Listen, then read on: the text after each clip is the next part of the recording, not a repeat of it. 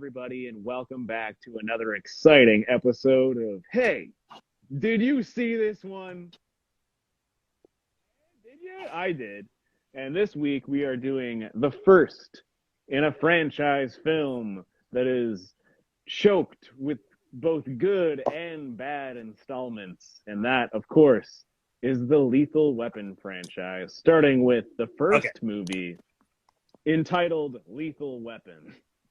Some call it Lethal Weapon 1. I just call it Lethal Weapon.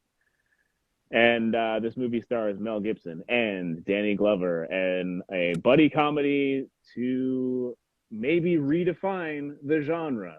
I know that it was late in the 80s and there had been a multitude of these types of movies to precede it and to come after it, but it is probably one of the best, especially this one. The franchise, maybe wavers a little bit, but this one is great. Directed On top by of that, Donner. Yep. I was just going to say, directed by Richard Donner, but this begins Shane Black's epic foray into just the buddy, not just the buddy cop, but the buddy genre.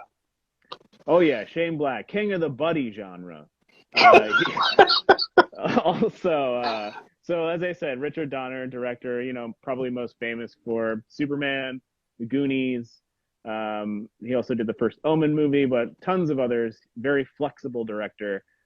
Shane Black, also a very flexible writer, but as most people know, Shane Black loves to set his movies not necessarily on Christmas, but around Christmas. A lot of his movies have snow in them, or Christmas trees and Christmas decorations hanging up in the background. I think he just likes the idea of a beautiful holiday being wreaked havoc upon by something bad. In That's fact, one of the movies that we were going to talk about in this month was another Shane Black movie. We won't say what, but it got removed a little bit later in our, as we were refining the list. I'm not even sure if you guys know which one I'm talking about, but maybe we'll talk about it later. But again, I'm Steve hosting this week, and to one of these directions is Jason. I'm not going to point like a fool. And the other is Kaylin. Say hello, everybody. And let me ask you, did you guys see this one? Hey, hold on. Wait. Hey, did you see this one? I seen it. This one. Real good. I really enjoy Shane. When I say the buddy genre, I mean that he just has this way of writing people, two dudes, typically talking to each other that comes off as very natural, natural, but in a cinematic way, I guess. And this is this his first movie? Do you know? I think it might be his second. He wrote Predator as well, the first Predator. Okay. What's a Shane Black movie? I didn't know that. Shane Black is. I think Kiss Kiss Bang Bang was his too. Shane Black is one of the soldiers on the helicopter in that movie. Right. Okay. He also wrote Iron Man 3, and he is a writer primarily. He's written lots and lots and lots of stuff. But yeah, Shane Black is a extremely talented writer. He's sought after in many corners of Hollywood, but he's also very hit or miss when it comes to how deep his hand goes into the pie. Sometimes the light touch is all you need with a Shane Black, and sometimes if he just fists the hell out of that pie, it's going to be the greatest movie ever. It'll be terrible. But Shane Black has his fans. Shane Black also has his enemies, not his enemies, but people who don't like him, I guess. That's what I'll say. He also wrote Last Action Hero, which I didn't know. Right, which has a very similar tone to this movie. Yeah. Buddy cop, but with a kid. But with a kid. Buddy kid cops. Shane Black has actually written much less than I thought. He only has 16 writing credits. More than I have. So, well, if you write 17 things, you have more credits than him. Write 17 greeting cards, and technically... I don't know if that counts as a credit. I mean, okay, fair enough. I have take one this scarf script off written. now that we're here because it's literally making my face red from how hot I am. Woo! I was gonna say you look a little warm. Yeah. Well, it's Subverted Christmas. Seasons That's what I could Greetings, have y'all. done. Yeah, look, I'm Yeah, wearing what my was I Street thinking? Fighter Christmas sweater. Look at Ryu and Ken shooting their Hadoukens pretty at dope. each other. Where are their faces? They're like the pixelated versions of them, like the. Oh, okay, It's like yeah. it's a sweater, like it's not printed. It's different colored yarn or whatever. I'm subverting podcasts by promoting a dead podcast that got no viewers. Dead podcast. On this on this podcast that has 5 viewers. Once this podcast dies, we'll start a new podcast called Dead Podcasts, and we'll just talk about podcasts that have died. So like most podcasts, the 1% of podcasts that survive, we will talk about my failed wrestling podcast from 2012 called Smarkamania. So I guess I am hosting this week, so I need to keep us on track here as best I can. I found this. Up first, put that down and shut up and listen. I tried to grow a mullet for this episode, but this is as much as I could get from last week. Somehow you got the mullet backwards, and the sides are longer than the back or the top. A backwards mullet? Yeah, it's like a reverse mullet. Okay, so first time you ever saw this movie, or remember something from it, or impacted you in some way, starting with Jason, please. This movie I have never seen all the way through, but I have seen the beginning 10 minutes of many times. To the point that in my head, I thought that his bit where he's crazy and psychotic and suicidal was a recurring theme through all the movies. But it seems like that's only in that first half of this movie, and then it's sort of revealed that he's not quite the person that he kind of has a change of heart. But what I will say is I kind of had a reverse thing where watching this movie had a lot of little sparks, a lot of synapses flared, remembering other movies that had references to this movie, and suddenly all these references come flooding that make sense now. The biggest one that I noticed was in the movie Basketball. So in the end credits of this movie, there's a song. And the lyrics of the song are clearly made for this movie, but it's like a love ballad that basically just says everything that happens in the movie. Yeah, the song is called Lethal Weapon. Yeah, and in the movie Basketball, they lampoon this. It's not really a parody, it's not really a pastiche. They lampoon it or satirize it. There's a part near the end of the movie where Trey Parker's like driving home, all the shit's happened to him, and the radio starts playing a song that starts out like a regular ballad, but then literally starts listing the things that have happened to him up to this point. And I never really I knew that it was like, referential to like 80s ballads, but I didn't realize that it's literally this song. Like it's literally lampooning this song.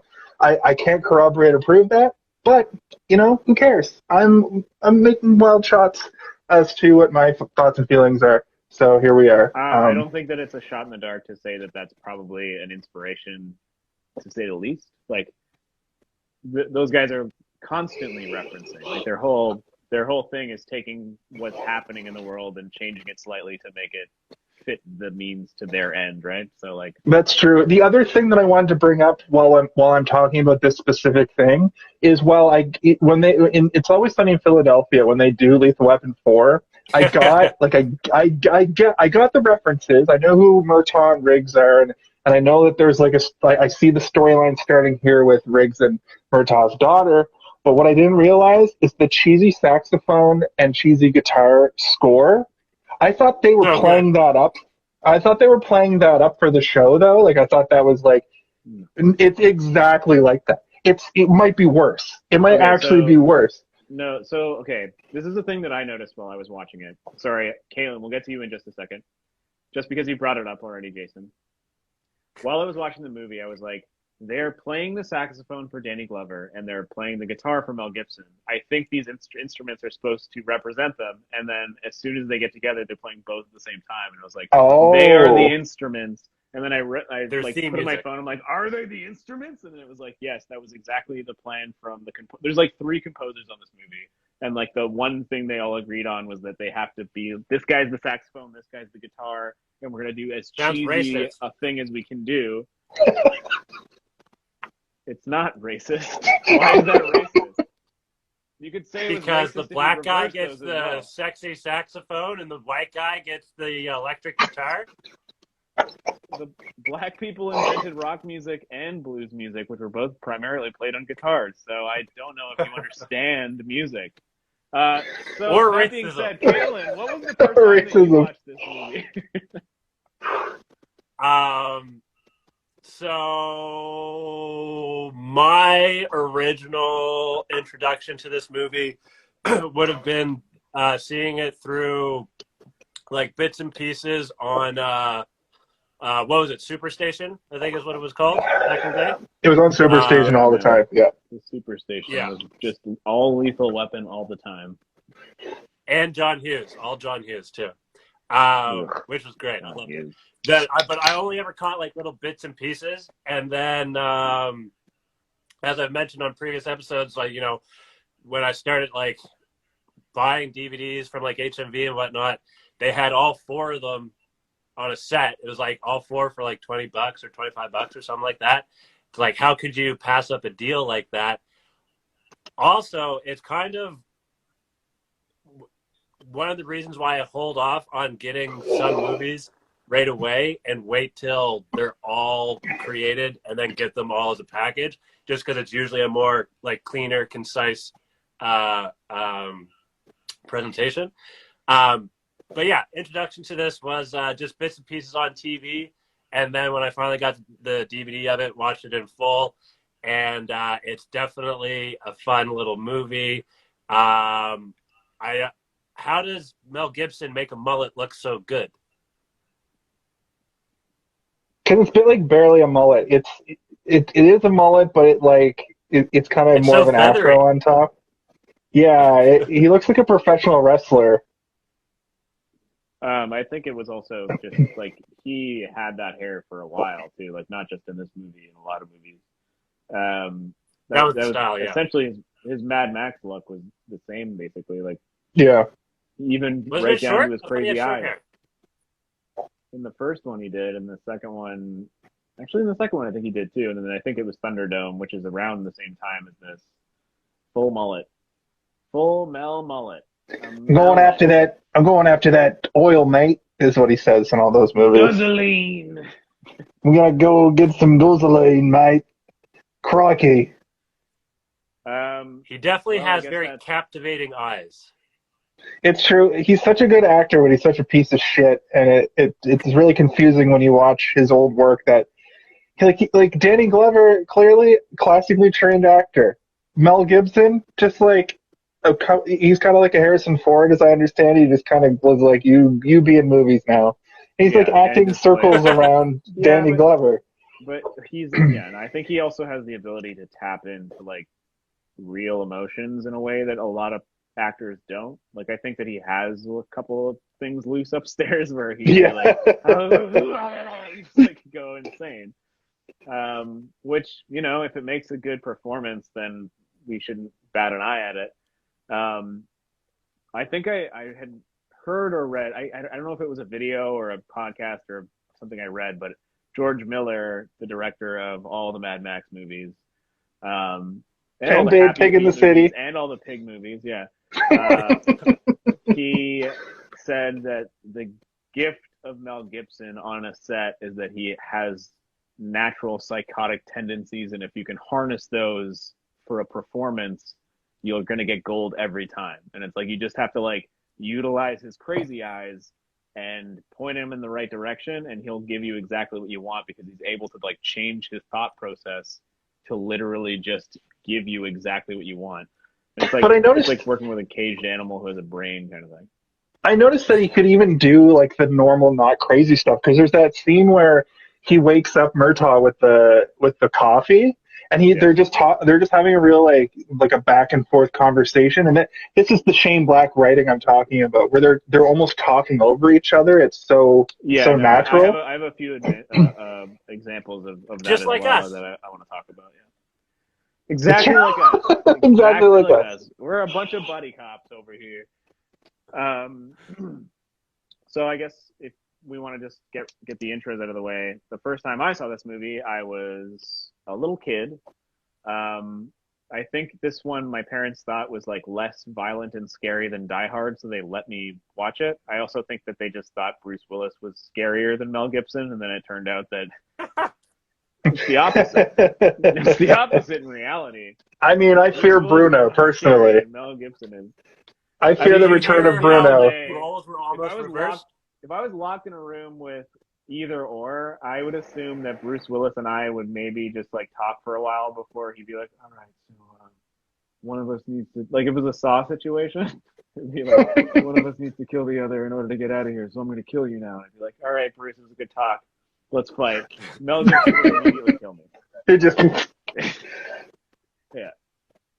He would rip off his own foot and then use the chain to kill me with the chain, and then try and find a key inside, and then the Saw guy would be like, I didn't say the key was inside of it. What were you gonna say, Kaylin? You were about to say something there. Did it leave to ether? Well, sorry, are you done your how you were introduced to this movie, Steve? No, but we can, if you wanted to say something, let's go ahead.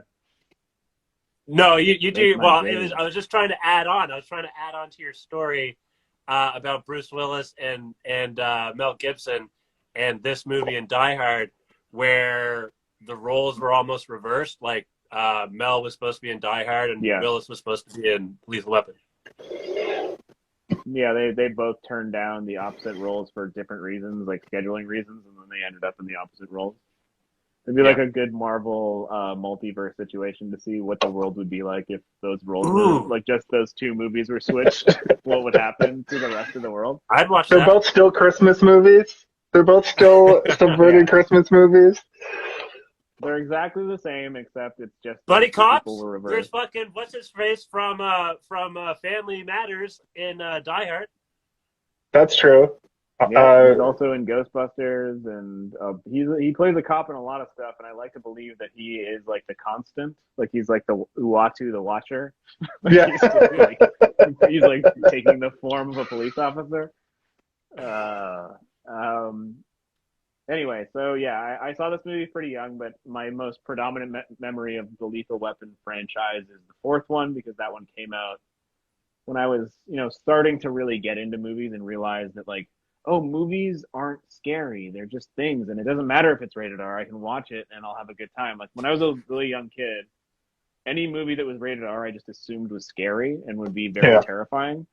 So if at the beginning of the movie it was like rated R, I'd be like, oh no. And then the whole movie I'd have like a blanket like shivering, like someone's going to face off against a skeleton demon or something. At some point it's going to scare me. Come on. Well, that's like, I wouldn't enjoy them as much.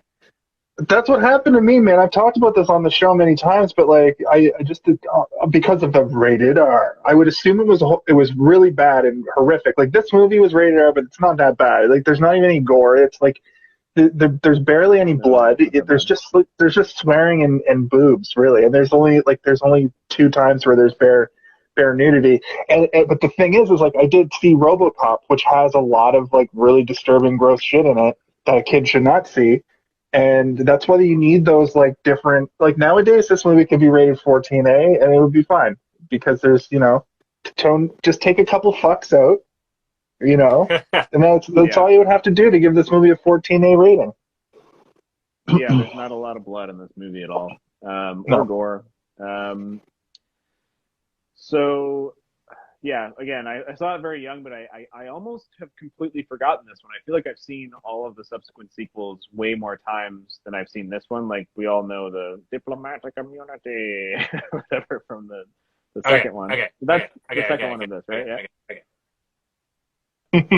Oh, I thought you were trying to stop me to say something. No, I was just doing a bit. when we chose this, I was like, is that a Christmas movie? I don't remember Christmas being that in that movie at all, like whatsoever.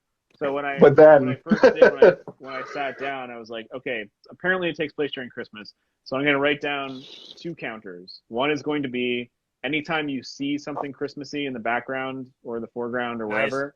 And the other one is going to be anytime that they mention Christmas in any way. Nice. Like if someone says like, it's almost Christmas, I got to get home to my family. Or like, I have a favorite Christmas moment. Fucker, or whatever. I have a favorite Christmas moment I just want to say right now. I'm sure we all do. But I made a Christmas counter for visuals and a Christmas counter for people literally saying the word Christmas or like Happy Holidays or Merry Christmas or whatever.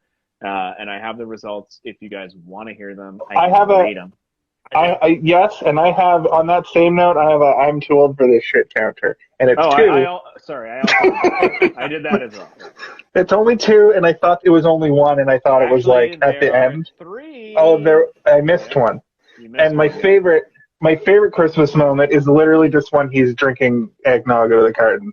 I love eggnog. Yeah. And when he just like takes a giant swig of eggnog, I was like, that's a weird thing. Again, I watched this with others, and as soon as he started drinking straight out of the carton of like unrefrigerated eggnog, we all went, It's disgusting. We got the spinny wheel. We're back. He's absorbing too much bandwidth by having 2 phones operating at one time. All right. Do we want to? I mean, we can save the counter for later, or we can talk about the counter now. I want to hear also. Yeah. Oh, there goes one of them. We might have to just hold it. Yeah. Okay. We might have to just invite him back. Talk. We talk about Richard Donner. Do you have any favorite Richard Donner movies? Well, Richard Donner for me I also didn't know that Richard Donner directed this, and when I saw it, neither did I. I was like, what? I was like, what? You can see, like, I've seen like Superman 1 and 2, but as a kid, and you can't really see a lot of the same stuff. But I will say, he did some really unique shots in this movie, and mostly what I know Richard Donner for is his being the original Zack Snyder with the release the Donner cut situation. Oh, yeah. Which was a whole thing. We'll have to invite Caleb back here in a second. Maybe we just do the one. Maybe we just have him on the one screen. People can see that it says. He might have some Donner takes, but we can talk about Donner while he's gone. But there was some really unique stuff done with helicopters in this movie that I have never seen before. Like they did a shot where the helicopter's flying over a car, but they had to have had another helicopter or something filming down. A helicopter, yeah. So they just have multiple helicopters, yeah. And then how do you do that shot? How do you do that shot where you have a helicopter like half landing on a car to stop it, and then the helicopter just goes and lands? I saw a lot of parallels in this movie, a lot of ridiculous shit that you would see in like a GTA game. And there's a few moments in this. That was another one of those like synapses firing in my brain going, oh shit, is this directly referenced in Grand Theft Auto? Like when they go into that mansion and they shoot the first guy and he falls into the pool. There's a mission in GTA where you're in that house. You do like that same house basically. Also, that's Richard Donner's house. Is that's probably exactly why then. So that was another one of those things. So I don't have a huge connection to Richard Donner personally, but I do know. I think The Goonies is probably my biggest thing that I've watched the most times. What about you, Kaylin? You probably missed most of that, but we were just talking about Richard Donner movies. I heard all of it. Oh, I heard everything you said. Yeah. Do you have a favorite Richard Donner movie? Well, I'm going to slap myself on the hand for not knowing their catalog. That's okay. I'm sure I know it, but I don't know it. Richard Donner is not a Steven Spielberg. He's a very competent director who's done a lot of stuff, but he's not somebody that you throw around at the dinner table and expect your mom to know who you're talking about. So it's like, no, your comic book nerd friends. Say that again, again, that's probably my favorite as well, is The Goonies. Superman, Superman 2, Lethal Weapon, Scrooged. He directed Scrooged, one of our first episodes from last year. I do The like Omen. The Omen. Yeah, the first Omen movie is really good too. He directed episodes of Kojak, which was a show that was on in the 70s. I think that his biggest ability was that he's a very flexible director in terms of being able to direct Lethal Weapon and Goonies within a few years of each other, and they're totally different movies and Was have different Spielberg sensibilities. Involved in Goonies as well? I think he might have been a producer, but I'm not 100% certain. Okay. It feels very Spielberg-y, so I would be like, maybe. Richard Donner also directed Maverick, which is Maverick. Maverick? I haven't seen Maverick in a very long time. Yeah, and we talked about this on another. We talked about this on another episode, but he also directed Conspiracy Theory. Ooh, also which is the one where the one where Mel Gibson plays a hilarious conspiracy theorist and basically invented that movie basically invented the aesthetic that we think of when we think of conspiracy theorists. Right. You know, also, like a dude in his van with like a thing on the wall with the things all connected, and he's like, everybody's out to get me, man. But then like they are out to get him.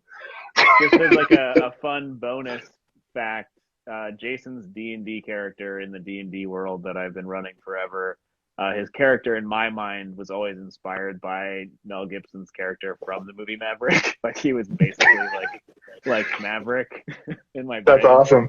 Yeah. Because to me, the person who portrayed the character, he was always like Deadpool. Oh. There's a little D&D. There's a little D&D knowledge for you, Kaylin. Yeah. I want to play D&D. I know you do. You talk about it all the time. We'll get you playing D&D one of these days. My only fear of having you jump into the game right now is that you'll have no idea what's going on, and it'll be very confusing for everybody and not fun for you. I disagree. Just roll him a level 17 character. He'll figure it out. I know you've never played, but how about you jump in as a level 17 and figure it out? I want to be a wizard. Is that high? Is that medium?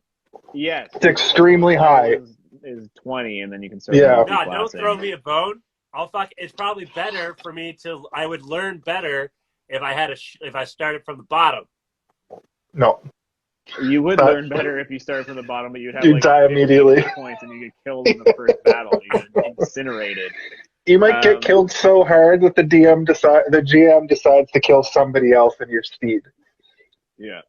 In that case, I would probably try and do everything I could to like logically not kill you, but then like a goblin would be like, "Wah!" and like come up and stab you in the back or something. How do I level up, or do I have to just keep playing and then I'm allowed to level myself up or something? You level up by playing. Yeah. If you were to be in a fight with high level enemies and dive behind like a car or something, and everybody else completed the battle, and you like threw a rock every once in a while, you'd get like 10,000 points, and you'd probably level up like 4 levels immediately. But in one battle, that's a good point. Anyway, we're here to talk about Richard Donner. That we can make another day. Richard Donner, extremely accomplished director. I think his biggest superpower was being able to be as diverse as someone like Spielberg, who can make children's movies and also make things that are like extremely difficult to digest and mentally draining, like, you know, Schindler's List or Saving Private Ryan or something. But let us now get to the meat and potatoes, or the stuffed turkey dinner, I guess we could call it. Because did I miss the counter? No, I did not give the numbers yet, except for the too old counter. Jason revealed he had a too old counter, and I also had a too old counter. There's 3, yeah. Oh, Kaylin, did you get the Lethal Weapon set in the movie moment? We could do that right now. 22 minutes, 17 seconds. I had 22 minutes, 25 seconds, but that might literally just be based on. Yeah, I had 22. My movie also fucked up, and I was watching it with people on Zoom, so it kind of like I didn't get the exact time code. So it was 22, and I put down 15 to 40 ? Somewhere in between All right. Where did you end up finding? Oh, just wait. You did you do this one, Jay? I had to. There's nowhere to get Just it. tell There them was I nowhere to lent get it to it. you. Just tell them I lent it to you. If they ask, it was. I gave you the go ahead. Where did you watch it, Steve? Caitlin lent Where it did to you bought me, it? but Oh, I bought it on my Xbox. oh yeah, For I should have. $4. I Didn't think you say there YouTube was a might have deal, actually a had it. special one? Yeah, it was on sale. Did you get all 4 of them? Sweet. No. The other 3 were in a pack, and then this one was separate, and they weren't all together. It was so weird. I was like, what the heck is going on here? But I think they're owned by different people. The other 3 are also on production Amazon. companies or something. Yeah. Yeah, this is a Warner Brothers movie. Also, the other 3 aren't written. The other 3, Shane Black only has a credit as characters for. I don't think he wrote I don't think he wrote the other 3 at all. Yeah, I would be interested to watch the rest of them though, because I did enjoy this one quite a bit, and I'd like to see how because the characters are the most interesting part of the movie. The story is, whatever, and like the bad guys are whatever, but the relationship between the 2 characters is what's interesting about this movie, right? Isn't Joe Pesci in the 4th one? Yeah, I think he's in the 4th one. Yeah. Oh, okay. And I think Chris Rock is also in the 4th one. I misspoke earlier. It's Lethal Weapon 5 on It's Always Funny, and the funny thing about that is they're gearing up to make a Lethal Weapon 5, I think, and that'll be weird to do because they'll literally have to have Murtaugh be dead or in like a home, because even though he played 50 but was much younger, he's only 75 now. He would be like in his 80s in the movie universe, and there's no way he would definitely be way too old for it. He would have to say, "I'm extremely old for this shit," or something like that. Yeah, I'm too dead. I might as well be dead. Yeah, it says that on his tombstone. I'm too dead. I'm too dead for this shit. Yeah, they're visiting the gravestone. So I think they were going to do a 5, I guess we should go over the. We should go. We're almost near the end. We haven't even really talked about the movie at all. Well, we're like how? No, it's only 9. We started officially at 10 after. Okay, sorry. Yeah. So we have some time to dilly dally. And if you look at the movie here, it's only him getting tortured. So even in the movie, there's still like a half hour left. Oh man, my favorite weird dude who's in so this is many Endo. movies. He's forgotten more about torturing people than you've probably been hurt in your life or whatever. Yeah, his name is Al Leong, and he's in so many movies. He's in so many John Carpenter movies. He's in so many movies that like preceded this and like came before it, and it's just like he always has the exact same look, which is like a wispy mustache, and his hair starts halfway through his head, and he just has long hair. He's in like so many movies. Sometimes he plays a main character with lines. Sometimes he has no lines whatsoever. Sometimes he's just training somebody. And other times he returns in the same series to come back in Lethal Weapon 4 as a different character with a real name. Oh, really? Yeah. That's awesome. Lethal Weapon 4. My first note about the movie is that we're introduced to the suicide victim / murder victim, Danny Glover, and Mel Gibson, and all 3 of them, upon their introduction, are completely naked. Yeah. Ooh, that's a good one. And it's so weird. It's like, you're like, oh, her boobs are out. Crazy. Immediate. I've never seen a movie start. Well, I've seen movies start with their boobs out. But not the kind of movies you watch in a well, maybe back in the 80s you would see these kind of. I'm talking that quick. That's true. Sometimes they do. The one that was sent to him with the girls in the shower later in the movie, with the same girl, that kind of looked like there was some porno stuff going on, maybe a side plot that got nixed. Pornographic videotapes. But yeah, if we, keep an eye out as we do this series for movies that start out with directly bare breasts in the first 1 second. You know what? I think The Nice Guys has boobs really quick. And I remember I was watching The Nice Guys on also a Shane Black movie, by the way. Yeah, I noticed that when I was looking at his IMDb. I was watching it on a plane, and I was like watching it. I was like, man, this movie's pretty compelling. And then it's like zooms up, and there's like a woman dead on a car, very similar to this, tits out. And then I look over, and there's like a 7-year-old boy like sitting next to me, seeing his first boobs and I ever. was like, That happened. Did The you show feel- Moms has boobs in the first like 2 minutes. And I watched that on a plane, and I was like, off. His mom was in Never. the bathroom too, so it made me feel like, oh my god. And I was like trying to figure out how to fast forward on the touch screen, like get rid of these tits before his mom comes back. Not your fault. I know I didn't direct the movie, and I didn't. Yeah, but I didn't make it available the plane is on a flight. Yeah, exactly. I didn't know there was going to be tits, and I didn't know that this kid next to me was going to see the tits, and that I was going to be like covering the screen, like putting a finger to cover the nipples. Anyway, did you so feel all three of them are naked? Very weird. Did you feel the way she landed on the car didn't look real? I didn't, but she seemed peaceful, and I think that's what the point was, is that she was supposed to look peaceful at that point. Okay. She was also double. She was double dead.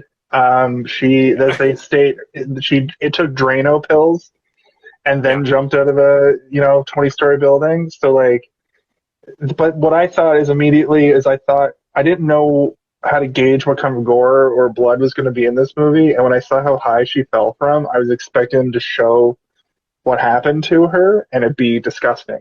But then when I saw that there wasn't even blood, I was like, oh, this is just going to be a lot of swear words. Can we get a quick, let me just try and do my quickest summary if I can. Okay. So the plot of the movie is 2 police detectives, one who has just turned 50, feeling his age, kind of disheartened by the job, is partnered with somebody who's unhinged. His wife has just died. He is potentially suicidal, which is continuously commented on by a police psychiatrist, not sure what that woman's title is, but she keeps telling them that he's unhinged and he's suicidal and he shouldn't be out there. They are paired together. Murtaugh is basically there to chaperone Riggs throughout his analysis, or they're basically just trying to make sure that he's not crazy. These 2 are sent to investigate the suicide of a hooker. Murtaugh realizes that the victim, because she's a hooker, yes, I guess. Fine, I shouldn't have put quotations around it. She's a literal hooker. But Murtaugh is friends with the father of this suicide victim, which he realizes upon the investigation, and goes to visit him, realizes something might not be right within the conversation with their father when he asks, "You need to kill the people that killed my daughter. You owe me one." You owe me one is in referral to the fact that they fought in the army together, and the father saved Danny Glover's life during that war. In their preceding investigations, they realized that perhaps the other hooker that they found at the scene of the crime maybe knew more than she was leading on, so they go to investigate her. Her house blows up. That is when they realize that there's something more going on here. So they go back to this rich guy's house to investigate him further. He gets murdered. All the while, we're cutting in between these shady characters. You're not sure what's going on, but you know that it has something to do with drugs, confirmed by the father when he's drinking eggnog and says, "We're taking heroin out of Asia." He gets killed. Why can't you just call it heroin? Yeah. You keep calling it merchandise. Anyway, sorry. And at this point, they kind of get wrapped up into this heroin world with a general who's, was part of the same sort of regiment as Riggs, as proven by the tattoo on his arm that a young boy who witnessed a meter man, aka Gary Busey, fixing a bomb up inside the guy's house, has the same tattoo. And they realize that they're all working for this heroin import. I was going to say company, but it's like a cartel, basically. And because these 2 cops are now roped into this, Murtaugh's daughter gets kidnapped, and then they go to try and rescue the daughter. And that's basically the story. They do rescue her, They end up killing everybody in this cartel. And that's how simple the story is. It's basically like we go to investigate a crime and a bunch of shit unfoils, and then we realize that we're in deeper than we thought we were, Riggs. That is sort of the 80s movie archetype where I think that's why a lot of 80s movies are boring a lot of the time. It's because they spend all this time building up what's going to happen just for this like action sequence payoff. And I want to bring this up now we still have a few minutes to talk about things, because I really want to ask you guys, do you have a theory about what's your difference between a movie and a film? Because I think I figured it out, and this movie plays it perfectly for me. A film has neither, or it lacks both of these things typically, but may have one or the other. So it is a spectrum. A film will not have a car chase and an explosion. A movie will always have a car chase and an explosion. And if you watch a lot of blockbusters, they'll always have some form of car chase or boat chase or chase and an explosion. And this movie has both of these things, has several car chases, several cars chasing, a foot chase that chases a car with a gun that results in an explosion. I just wanted to talk about my theory about the difference between a movie and a film. And a film would typically not have either of these things. I can name like 20 movies that have car chases that I would consider films. Okay. Well, I'll see you guys later. Like French Connection. That has car chases, though, doesn't it? Yeah, French Connection. That's what I'm saying. It's a film. Does it have explosions? Fury Road. Fury Road's a movie. It's just a really good movie. No, it's a film. Wow. Well, you fucking correct. That movie kind of throws away my whole theory. But the nature of the Mad Max movies, even though they are films but have a car chase and explosions. I think that the difference is that in the hands of a filmmaker, a movie can become a film. Okay. So if like Michael Bay was given the rights to Mad Max and made Fury Road, oh my god, it would be a movie. It would be a movie. But because George Miller made it, it's a film, and he takes the time to make you give a shit about all these little details, and he puts the details everywhere around you at all times to make you believe that you're watching a world that exists. When I watch Transformers, I don't believe that any of this is real. I'm like, this is a fucking movie, and like this is just here to show me Shia LaBeouf being like, my chihuahua legs, and people are farting. But listen to this. Would you racist stereotypes? This movie is very well made. I'm a spoiler alert. I'm going to give it a pretty high rating for it being basically a popcorn munching action movie. Because Shane Black is a phenomenal writer and Richard Donner is a filmmaker, essentially. Like, you know what I mean? When you look at Die Hard doesn't have any car chases. It has a few explosions, but it's played in a very realistic. It's an action movie, but it's played very realistic.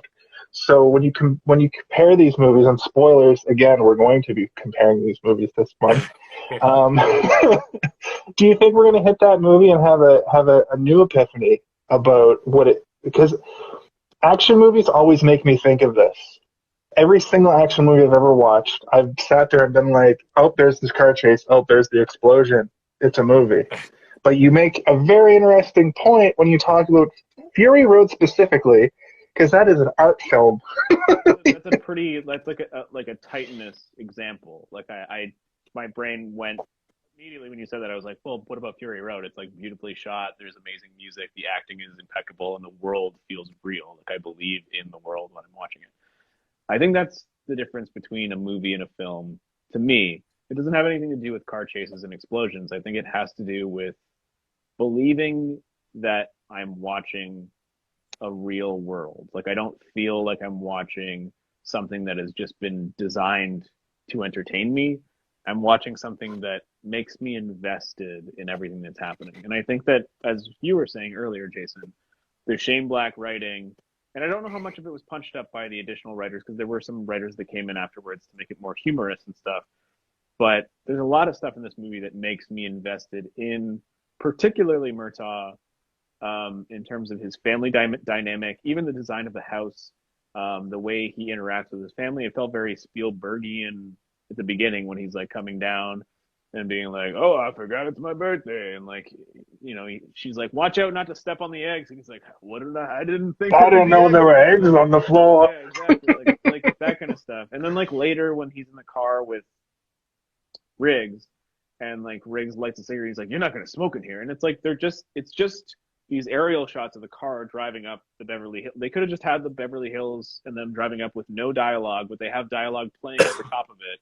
And he's like, "Yeah, I am gonna smoke in here. You got a problem with that?" And he's like, "I do got a problem. Of course I do." And he's like, "Well, why? You want me to open the window?" He's like, "No, I gotta watch out for my lungs. I gotta take care of my body. I don't want to fucking die young." And like that kind of stuff, like makes them feel like real people because they're having that stuff also nothing to do with what's going on in the movie. They're just having a conversation, and it's not dumb. It's sort of character building. Another movie I thought about a lot while I was watching this was Beverly Hills Cop, which doesn't hold up that well. Now that there's lots of funnier, better action movies, like since then, I'm sure when that came out, blew people's minds. This movie I was expecting to be very much in the same vein. But this movie is like it's not Eddie Murphy trying to be funny. It's two character actors playing off each other, and the comedy comes from that. And then little moments like you're saying throughout the movie that really make you kind of have a bit of dissonance. You know, you kind of lose track of time. Where when we were watching Halloween, I was aware of every second. I was so bored. You know what I mean? Yeah. Like, you see what I'm saying? Like how some movies can like you just get to the next thing. I just want to know what the next thing is. But this, I was totally expecting you to be bored because it's an 80s action movie. It's one of those prototype archetype movies that begins a type of genre. You know what I mean? And I was expecting it to just be like get to the point. But then I would lose 10 minutes. You know what I mean? I would just lose 10 minutes. And then I'd be like, oh, this is this kind of movie. There's going to be these sequences. The whole section with the jumper was one of the best. Just if you could make a TV show out of Lethal Weapon, which I'm very aware that there is one now, in the year of our Lord 2021.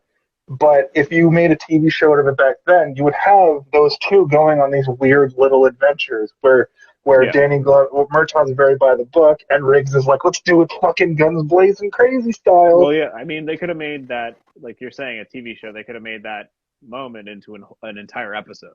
Exactly. Made that like a Lethal Weapon episode. Yeah, I agree. Yeah. Kaylin, you have any thoughts? Sorry, we've been talking and you haven't said much, so I just want to make sure you're not holding back. I'm not holding back. I just find it hard to include myself without interrupting or intervening or derailing trains of thought. Okay, so let me rephrase. I think that we came to a conclusion of a thought, me and Jason. Now, do you have something that you'd like to add? Like you want to bring up a new topic? I have a few different points about a few different things that were discussed. So one of the points at the beginning about everyone being naked, one, I don't know why they stand out for me, but Mel's nips. I wrote down Mel's nips. They are tiny, yeah. They're little. They're very small and very whatever. Pointy. They're very pointy and tiny, yeah. Yeah, very pointy. They're not. I kind of want to show you guys my nips right now, just to let you know why it's on my mind, because they're not like my nips. And I won't do that. But I was going to ask you guys, would you guys ever bust in on your parent in the bathtub? Like, yeah, I wrote that down weird? As well. Family tub time is what I called it, and I said weird. To the point about film versus movie, Mark Little from Picnic Face and his own, comedy styling, stand up. Friend of the show. He was on Blossom Buddies. Anyway, sorry, go ahead. Yeah. But so Mark Little, he had and I'm not going to try and repeat it because I would just kill it, but he had a bit about a movie versus a film, and to try to sum it up, a movie, it just kind of like gives you it, like here you go movie, or like here you go viewer, you're all taken care of, you have nothing to worry about or think about. Whereas a film, you have to actually work for, like you were saying, like you get invested into it. I think it's kind of like, just to summarize, like he had a comedy bit about it. It was a lot funnier, but and then what was the last thing you guys were just talking about? I was focused on Mel's nips the whole time. I'm sorry. You're just like seeing them, like both of our eyes have turned into like Mel Gibson. I will say to that point, Kaylin, Leon the Professional is absolutely a film, and that definitely has explosions, and that's another Fury Road situation. I think there's a chase in it too. If there's at least a foot chase. There's definitely a foot chase. Yeah. Well, a lot of those movies. What's the director's name? The French dude who did Fifth Element. Fifth Element, though, kind of a movie, and I think he was lampooning big budget movies in that a little bit. I think that was the point. He was trying to make a satirical, like almost like a Blade Runner or a Star Wars, but then he ended up making a very great film, and he's like, oh, I accidentally made something that I was making fun of. Whoopsie. Closer to like Starship Troopers, where it's trying to say something by doing something different. Well, Starship like Troopers is a movie I would love to talk about. Because a lot of Verhoeven movies are just like, people think they're movies on the outside. Like I like a boomer mentality where they're like, oh, that was violent and weird, but they're not thinking about the content. Where like he's being like, I'm trying to make a movie that says something about consumerism. You stupid. I'm trying to make an anti-fascism movie. About America. Police brutality is destroying America. Dead or alive, you're coming with me. The RoboCop represents all of police brutality inside of a robot. Also, what was with that? Okay, so you remember the scene in the desert? Another thing that's been has been like harped on by lots of movies.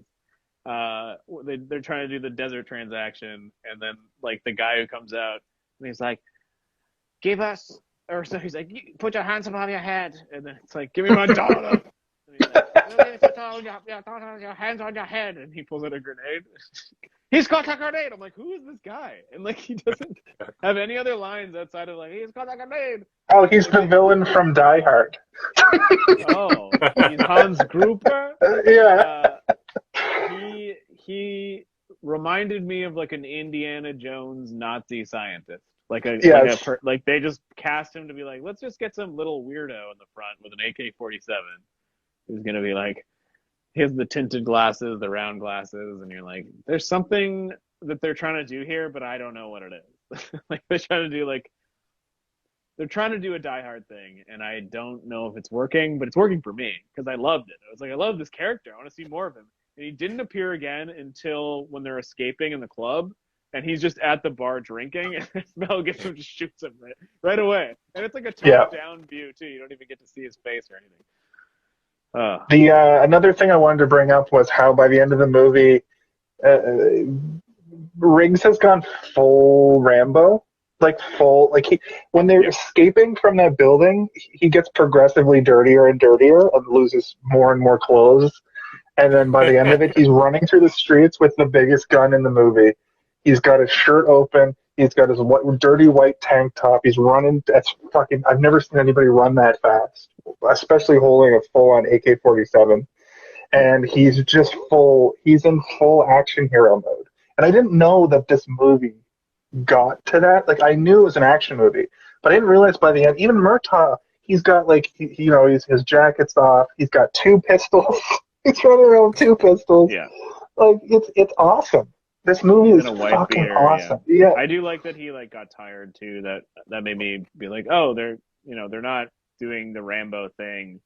When people get hurt, they get hurt. Even at the end of the movie, when Mel Gibson has had a fist fight on a wet lawn, like, and he's at his wife's grave, like he's all beat up. Like he's not just back to normal.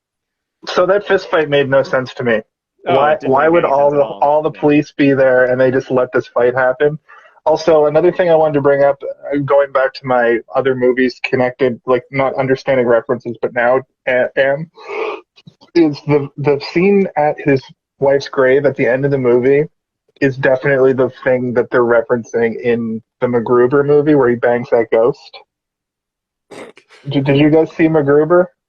I've seen it, but I I don't saw it a remember that while scene. ago. I'm sorry.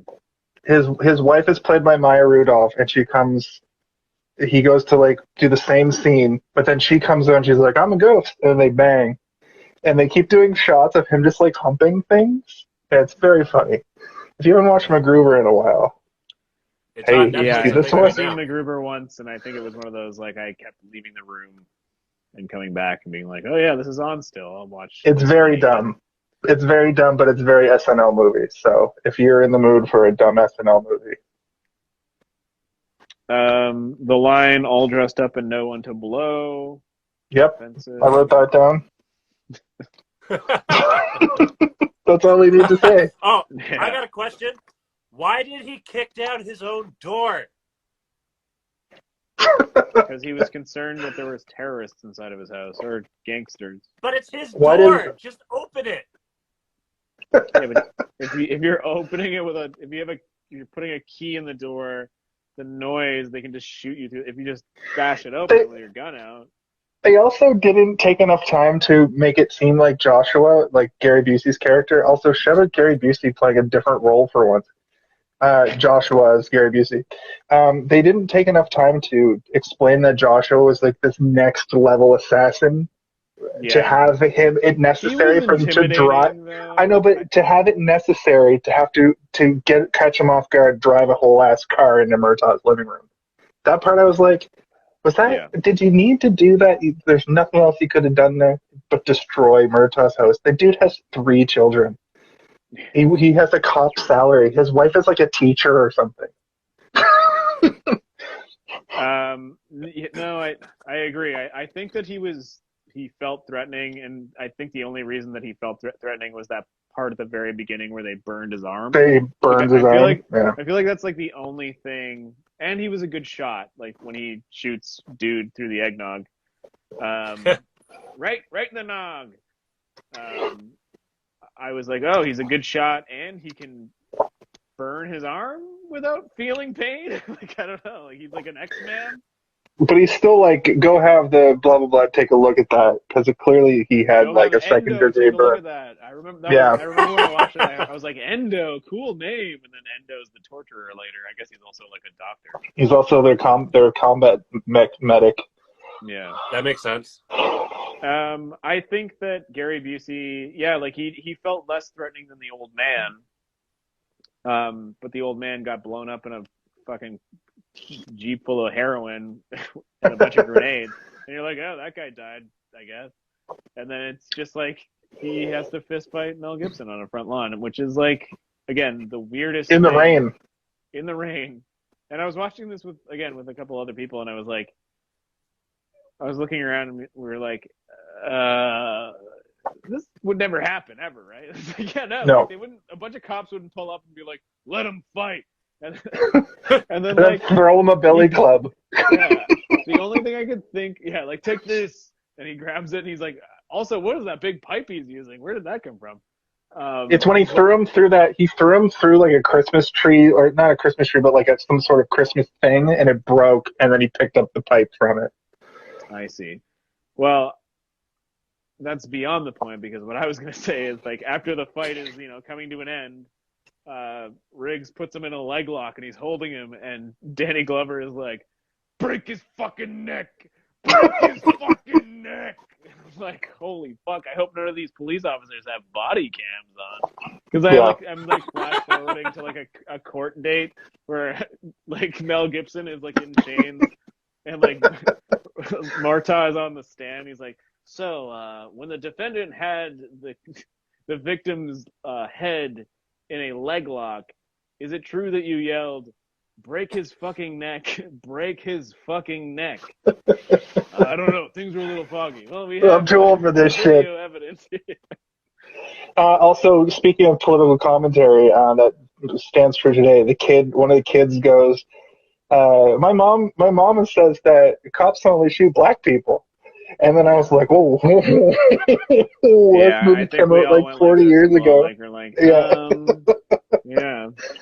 It was played for a laugh. And it was played for a laugh in 1987, but in 2021, that's literally It's a whole year was sad reality. Yeah. Actually, Richard Donner, the script when it was written, neither of the characters were described in their race whatsoever, and Mel Gibson was cast first, and then one of the casting agents or casting director, sorry, was like, oh man, this guy was in The Color Purple and he's fucking amazing. His name's Danny Glover. And you know, Richard Donner at that point was considered sort of like a liberal, you know, director. He's like, you know, open-minded about everything. And they're like, you should consider Danny Glover. And he was like, but he's black. And then everyone was like, and he's like, oh fuck yeah, you're right. No, I'm sorry. Like, it wasn't that he like his gut reaction was, but he's black, because he had already pictured this guy as white in his mind because there was no racial description whatsoever. And at that time, I think even probably today, if someone's not described by a specific race, people just assume it's a white person, and it's because scripts are primarily written by white people and directed by white people, and that's how it is in Hollywood. Yeah, I don't there know was if another. It would have worked as well if it was too like an old white man and a young, like if like Clint Eastwood or something played Murtaugh, you know, like I think it would have worked, but it wouldn't have had. You kind of need, in a buddy cop movie, you need the two people to be very different, and in the '80s, that's about as different as you got. You know, single white male lost his wife, and a black family man with a big family. That's the perfect recipe for a good dynamic, especially where Murtaugh's wife just cannot cook to save her life. Yeah, and I thought that was a really weird thing to put in there. Another really weird, thing written into the plot was that the homicide detective has that little like monologue about how like men today are too sensitive, and they're not strong like they were when I was a kid. And I was like, what the fuck is this? What is Shane Black trying to like? But then they also had that other one where the guy was like, I'm a classic 80s man. He's like, what do you mean 80s man? He's like, well, last night I was in bed and I started crying. And he's like, were you with a woman? And he's like, I wasn't with a woman. That's why I was crying. But I think that like the whole thing is supposed to be like, men, we can be sensitive too. And it is like a little bit, you know, ahead of its time in terms of like trying to say something about, especially like police force people. I wrote down in my notes. I wrote down in my notes literally like, wait till you see 40 years from now in the 2000s, where everybody is on a different spectrum, and men are much more sensitive and women are much more empowered. You know, like it's different. It's a completely different world today than it is from 1987. Some for the better, some for the worse. You know. Yeah, inflation. I don't think that this movie is saying anything about power structures in terms of race or gender or sex or anything. I think that like it's just doing its best to like commentate while also presenting you with a story, but not around, not just jamming, you know, the F slur down your throat all the time. Like, and there's like, I'm sure we could watch. There's one in the movie, and I was like, there was one. They almost got away when he was putting out the fire. Yeah. Oh, I missed it. I saw it and then heard it. Yeah. But I mean, what my point is, a lot of 80s movies, like you'll go through, we've even watched a few ourselves where they just are homophobic and racist and not ironic about it. Like not in this movie where it's the guy's like, you know, men today, like they're so sensitive. And that was kind of like a commentary, you know, a tide changing, a paradigm shift. It wasn't just him being like, dudes today are F-slurs. You know what I mean? Like, there's a nuance to it that I feel like this movie navigated well, and it didn't need to. It could have just been like, "You're my new black friend. Let's go shoot shit," and that's what I thought this movie was, man. I didn't realize there was so much nuance and so much good dialogue, and it's written so well, and it's just paced so well. And I saw the runtime, and I was like, "Fuck, they're gonna take the first act is gonna be this setup that's gonna take way too long," but the setup was very important to show who the characters were. And then Act 2 was a little bit lengthy, but that was the detective part. And then Act 3 was like the Home Alone-ness of it, where they just go on a full-on they're just tear. Punching and shooting people. Yeah.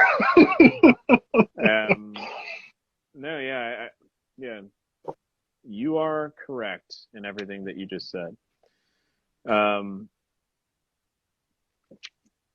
Sorry, Adam. Oh, sorry. I was going to go back to the dialogue, which is what you're talking about, and like, there isn't really a lot of racial stuff brought up, which is good. Outside of the little kid saying, like, they say that police officers shoot black people, which we already talked about, which is like heartbreaking when you watch it because you're like, oh no, that's what our world is talking about too. All the time, constantly. But again, it's a testament to the writing that it makes you believe in the world. And like, I'm almost inclined to call this a film and not just a movie because of that kind of stuff where I'm like, these things feel real. Small things like the stuff that I cited earlier with the smoking in the car and the family stuff, but even stuff where the police chief is like, you look younger with the beard. And then the other guy's like, oh yeah, you shaved the beard. And it's like, that one line has then given me like this whole perspective of this character where he was just walking around with a full beard. And I'm like, oh, he had a whole life before this mustache.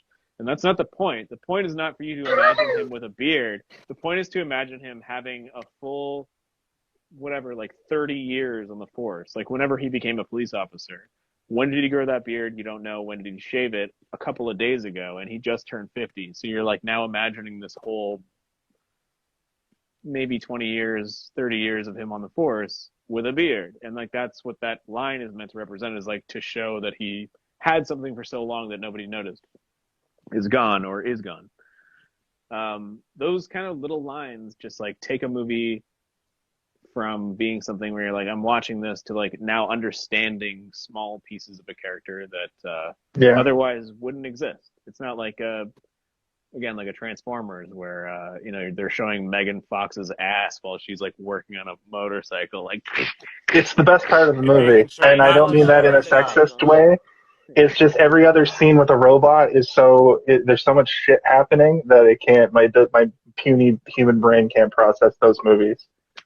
Well, that's what I'm saying, is that like there's a million miles in Oh You Shaved the Beard, and there's no miles other than getting a half boner when you see Megan Fox's butt while she's working on a fucking motorcycle.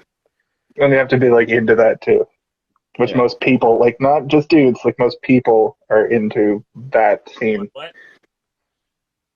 My other note was, I think it's fitting, pornographic videotapes. The dad, he's like, she was making videotapes, pornographic videotapes. And I thought for a moment, I was like, I guess there was a time where people found great shame in pornographic material, but now people are like heralded and worshipped for their OnlyFans pages and stuff. Yeah. They're like celebrities who will give you a free show and then you pay to see them like eat a cake shaped like a dildo. Well, until around the year 2000, porn was hidden, and now porn is just, you can just type in boob in Google and you get porn. Oh man, did you guys see the meme about the word boob or whatever? Like how like a big B is like an aerial view, and then the two O's is like a front view, and then the little B is a side view. Yeah, that's amazing. I think I have seen that before. That's funny. That's comedy. That's a good joke. Just want to give you one of these, Steve, because it's you're the host. I know. You're the host. I know I'm the host. You're the host. All right. Two last notes. Lost Boys was on the marquee of the movie theater because Richard Donner was a producer on it. Just so you know, that's why that was there. Corey's. The blocking of the gun hammer when Mel Gibson is about to shoot himself in the mouth and Danny Glover stops it. That is an actual. He goes, "Ow!" That is an actual police tactic that they train when people are pointing guns at them to block the hammer. Oh, to put your thumb in the hammer? To put your thumb between the hammer and the bullet, because if you grab it in that exact spot, it will stop the hammer from hitting the bullet. You won't get shot. That's a dumb thing. What is Canadian Mist? Is that a beer? Someone tell Canadian Mist is vodka. It's vodka. Okay. Wait, no. It might be a vodka drink. Actually, like a cooler. Yeah, no, like a because I'm gonna look it up. Continue to talk. I thought it was a vodka. but I think it might be I thought it was a soda. a cooler. Yeah, but I assume Canadian Club is a vodka. Well, no, Canadian Club's a whiskey. Canadian Mist is a whiskey. Canadian Club Yes. is a whiskey. Is Canadian Mist also a whiskey? Yeah. Okay, well, there we go. Mystery solved. Poinsettias and eggnog in the same scene, so I give it double Christmas points. I guess. How many Christmas points do you give this? Steve. You got a poinsettia? Oh, Yeah. Okay, so I guess what I'll do is I'll go through my list of Christmas points, Okay. and then we'll go for the finish line here. Okay. So Christmas visuals, tons. I did not count things that were shown twice. Every time I saw Danny Glover's house, I said, "Oh my God, Tim Allen's on the roof," because there was a glowing. So I had like a Tim Allen counter. But I had 18 times I saw Christmas visuals that were not repeated. So everything from a Santa Claus watching the guy about to jump, to them going into a Christmas themed store, to Mel Gibson trying to do a cocaine deal inside of a tree. It's Christmas tree lot. Yeah. So 18 times. And then 7 times the words Christmas were mentioned. So either Merry Christmas or, Happy Holidays or whatever. Like somebody mentioned Christmas 7 times. The most predominant to me was at the end when Gary Busey's like, "Merry Christmas!" and he like shoots the fucking Christmas tree. Like, oh my God. Love a sexy sax. Mel Gibson is crazy. And you said sexy sax, right? Yeah, sexy sax. Who doesn't love a sexy sax? I love the sexy sax too. We should have had sexy sax on this epi. Yeah, I also dubbed this movie as, it's that guy, the movie, because everybody in this movie is in other movies. I already mentioned Al Leong, who is in a ton, like the torturer. He's in like tons of movies, but so is the guy who gets shot through the eggnog. So is the old man who gets blown up with all the heroin. So is Gary Busey, obviously. But the movie is littered with them, where you're like, who is this guy? And then you look at IMDb and you're like, oh, he's in every John Carpenter. He's in 35 80s movies. Yeah. Gary Busey specifically, I thought was interesting because I didn't know he was in this. And then he is very reserved and very not crazy. The Gary Busey we know from the 2000s. I also wrote down, this is Gary Busey before he had the motorcycle accident and had right. Yeah. Anytime you find yourself saying Gary Busey is crazy, just remember that he broke his brain. Like he literally has a bad brain. It got smashed into a tree. Okay, so let us bring it to an end. The end of Lethal Weapon. Lethal Weapon 1, some call it. I call it the first Lethal Weapon or Lethal Weapon. And we're going to start with Kaylin. Final thoughts on the movie Lethal Weapon. You are being marked. Snap. Minus points for self-referential. Sorry, go ahead. But yeah, so it's a fun little adventure. The buddy cop film, kind of innovative with the dynamic between the two characters, and for its time was somewhat new, I guess. Like you mentioned earlier, where he didn't originally, like it wasn't stated who the ethnicities of the characters, and so they just kind of do the automatic whitewash kind of thing or whatever. But it was fun. I personally am a jokester, jester, wild card type person, and so I do enjoy having a good laugh, action, and then with a little action sprinkled out throughout to help keep things moving along. I really did enjoy Mel's performance and the reasoning behind his craziness.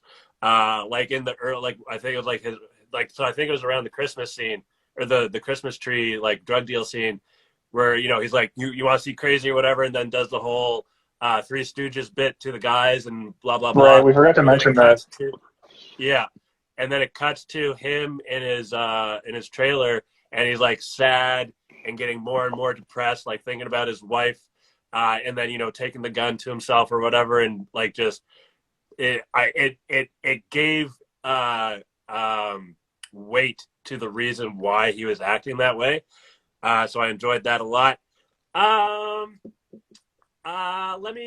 gonna, let's say, I'll give it give me a cup of the, let me give it a solid 3.5. All right. Jason, you're up. All right, buddies. I'm gonna level with you here. This movie exceeded my expectations from started the movie and was like, ugh, until Mel Gibson came on the screen. Then I was like, ooh, whoa. And from Nice ass. Because of his what? Look at those nipples. From that point on, I could not stop watching this fucking movie. And when it ended, I was like, now we do the next movie. So I'm going to be watching those movies. I know I've said that for every franchise, and I literally haven't watched a sequel yet. I might have to do a sequel series on my own Instagram page, but my point is this movie fucking rocked my face, and it falls into that category like almost all the movies we watch for Halloween, except for Halloween, that movie, fuck that movie. I should have seen these things when I was a kid and could be like molded by them a bit more. Because this movie's going to kind of come and go. I'll always remember it. I'm in my 30s. I'm going to remember it as being a cool movie. If I'd seen this fucking movie when I was 12 years old, my favorite superhero would be Riggs and Murtaugh. You know what I mean? Like that's how good I think this thing is, and I think it's an important movie for the buddy cop franchise, moving it into like the 80s. I'm sure there's other movies from the 80s that are similar, but you wouldn't get hacky B movies like Ninja Cop. That's a direct parody of this. If you didn't have this, and you wouldn't get those movies later that are like this. And Shane Black, his writing is phenomenal. Anyway, I could literally talk about this particular movie for 3 hours. And I guess that stands to what Steve was saying at the top of the show, where it's like you listen to podcasts about people that have people talking about these hour-and-a-half movies for 2 to 3 hours. But I'm going to give this movie a 4. At the end of the day, it's a 4 to me, and a solid 4 at that. Not just like a hum-ha 4. Like it landed directly on 4, because the only thing that brings it down from like a 4.1 or a 4.2 is just the little weird, like the fist fight in the water and the rain. Like it's too cliched and also makes no sense. But there's so many things, like the dialogue with the family man and the crazy guy who smokes cigarettes and is constantly eating hot dogs. Of course, you seem like you're not smoking in my car. And of course, the crazy guy who has nothing to lose is going to say, "Smoking in your car, buddy. Also, if you don't, I'm going to eat this hot dog and kill myself." So that pretty much sums it up for me. Very good, very good. I guess my final thoughts on the movie are, like Jason, I hadn't seen it in so long that I had almost forgotten the entire plot, and several of the other sequels had muddled themselves into my mind to the point that I wasn't sure what was going to happen anymore. I was like, wait a minute. Gary Busey's in this? Hold on, who's this guy? Eggnog Death. And I went through the movie in the pacing of a typical action movie of the era, but I appreciated it because it was extremely simple and it wasn't trying to overreach with anything. It presented itself very affirmatively with what it was at the beginning, which was there's a death. There is 2 cops. One is feeling low on his, he's been a cop for a long time. He's still got probably about 15 years left in him, but he's not feeling as spry as he once was. The spry guy, putting guns in his mouth because his wife got killed in a car accident. He wants to kill himself. He's unhinged. Put the 2 together. What do you get? You get a lethal weapon. Literally, they say it. So I guess you're a lethal weapon. Yeah. Yeah. Don't test me, man. Well, it's like you better just, I think God hates you. Hate him back. It always worked for me. It's like, you're like, oh my God, holy hell, man. And even the moment where, they're trying to tell Murtaugh that he's got a new partner, and Riggs is like looking like a schlub in the police office, and like right away Murtaugh is like tracked him, being like, "Who's this fucking guy? He's wearing dirty jeans and like a scruffy jacket and a hat." And he pulls his gun out and he's like tackling him. Yeah, it just kind of like gives you the dynamic. Like one of them is just like literally like a loose cannon where he's like gonna pull his gun out in the middle of the office and check it, which is like, I doubt you're allowed to do that as a police officer. If you pull your gun out in like the bullpen, I'm sure everyone would be like, "What the hell are you doing, man? Put that thing away." So they give you everything you need, and I think my favorite scene in the whole movie is the gun range scene where he shoots a happy face from like the longest range possible, and it gives you an idea of who he is, and that's kind of like reinstated throughout the movie. And it's just, you're sort of living through Murtaugh, but also you're not really Murtaugh. You're sort of like your own viewer, where you're trying to figure out what Murtaugh is thinking. You're not thinking exactly what Murtaugh is thinking, but you are sort of on his side the entire time. But then, it shifts. And again, those musical cues, the saxophone, the guitar, when the saxophone is playing, you're like, I'm Murtaugh now. And then when the guitar plays, you're like, now I'm Riggs. And it's very tight, man. This whole movie is tight. Like, they know what they're doing. They know how to make you feel one way and completely flip it to make you feel the other way. And I think for me, the verdict comes down to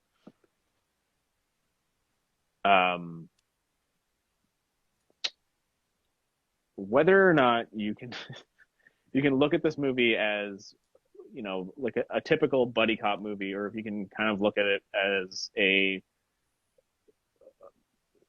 something based around like drama based on dialogue alone, because you can track the relationship between these two people and the growth between it throughout the entire movie.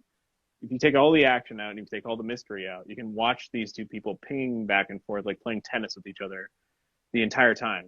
And there's literally a point where he throws a can of beer and he like hits it with the top of the garbage can and it falls into the garbage can. And it's like, that's sort of him deflecting what he's saying and it's going into the trash. And then he's like, "It's all I was ever good at," kind of thing. And he's like, is that him accepting it or is that him denying it? You don't know. It's a good movie, man. It's a good movie. I think that it's well written. I think it's executed perfectly. I think the music is amazing. I think the cinematography is great. I think the action is very well choreographed. Like everything is, it doesn't feel choppy and bad. It all feels good. And Richard Donner, again, I can't say it enough. He's a flexible director. He knows what he's doing. He can direct a bunch of kids in a weird tomb being like, "We need to play the whistle." And we can also make a guy being like, "The cocaine is going to blow up. All those grenades are going to blow the heroin to pieces." And like it's like the same thing.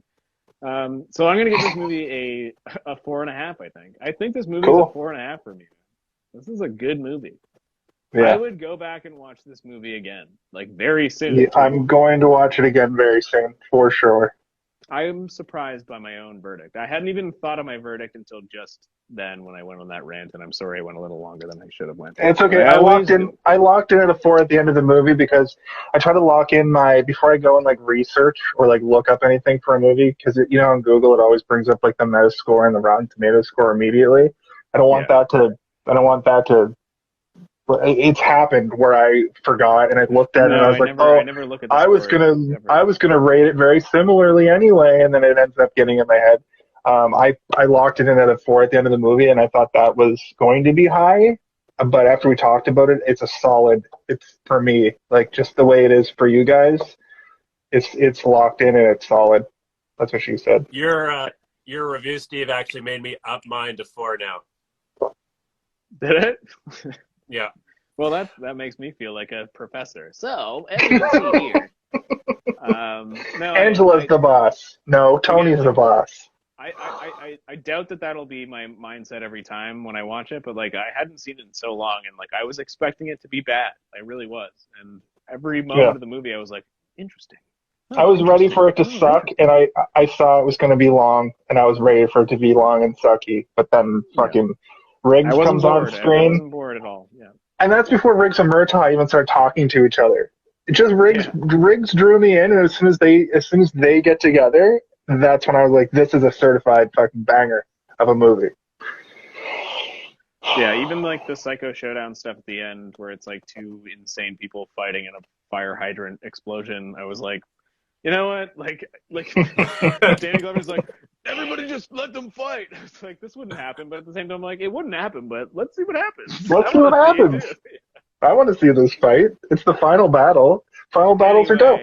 Final battles in Marvel movies are always like 2 seconds nowadays. I like a good and it's also final like a battle bunch of that's like characters fighting each other. Like it's all CG fights. It's not Mel Gibson being like fucking and then leg locking a guy by the neck, and then Murtaugh being like break his neck. Again, amazing. Anyway, let's take it down a notch. We've given it our all tonight. Our Riggs and Murtaugh, some would say. Ugh, I regret that. But I am going to ask you guys this. Hey, have you seen this one? Hey, did you see this one? Can you clap me off?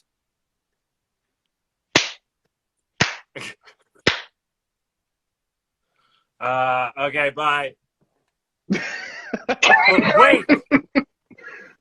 Did you see this one? Yeah, I saw it. Oh, we all saw it. Also, I think I said, did you see this one? I meant to say, oh, wait. Oh, shit. Okay, bye.